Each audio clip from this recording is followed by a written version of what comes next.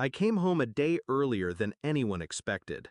The flight was quiet, the cab ride long, and my body was heavy from the medical workshop. I was exhausted, but nothing could have prepared me for the sound that hit me as I unlocked my front door. Laughter, clinking glasses, the unmistakable hum of a party. At first, I thought I'd walked into the wrong house. But then I saw it. Streamers, balloons, and a massive white banner stretched across my living room wall. Bold letters screamed. There were 92 people crammed into my house. Cousins I hadn't seen in years, distant relatives I barely remembered, neighbors who weren't even family, and right at the center of it all, my parents and my brother, hosting like it was their kingdom. My house, my walls, my food, my absence. They hadn't even told me. I stood at the doorway, invisible, like a ghost at my own funeral.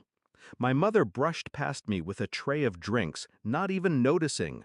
My father laughed at some uncle's joke, his hand resting on my brother's shoulder as if he were the only child that mattered.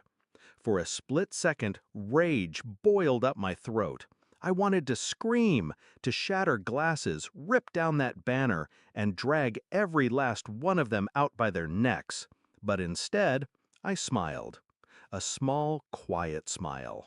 Because they'd already lost. They just didn't know it yet. I grew up believing blood meant loyalty. My parents drilled it into me. Sacrifice for family, forgive family, put family first. And I did. Every damn time. I funded their bills when they fell behind. I helped my brother through college. I gave without asking, because I thought that's what love meant. But love, I learned that night, was just their mask for greed.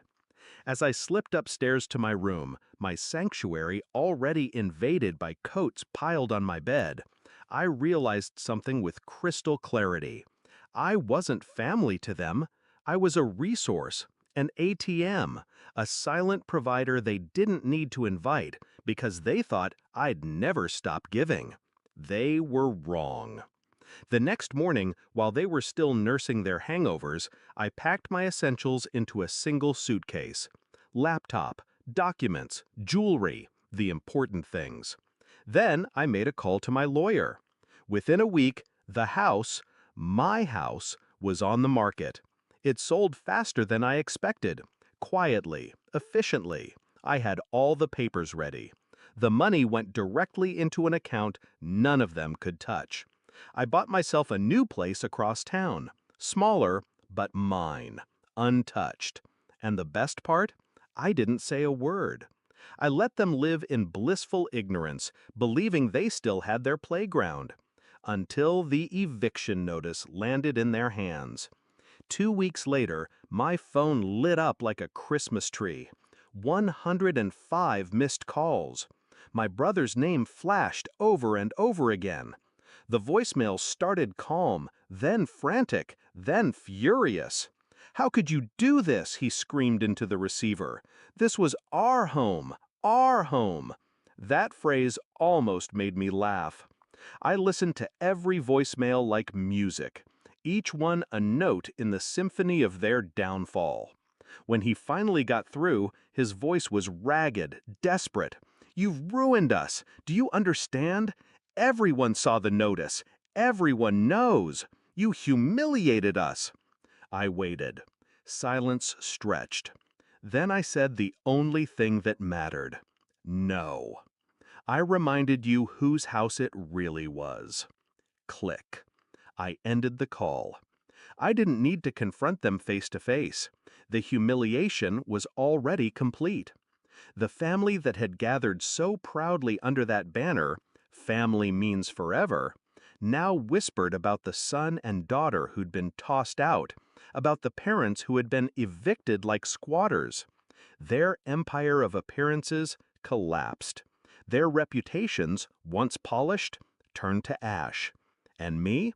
I slept soundly in my new bed, in my quiet apartment, where every wall and every breath belonged to me alone. Some might call it cruel, but betrayal demands balance.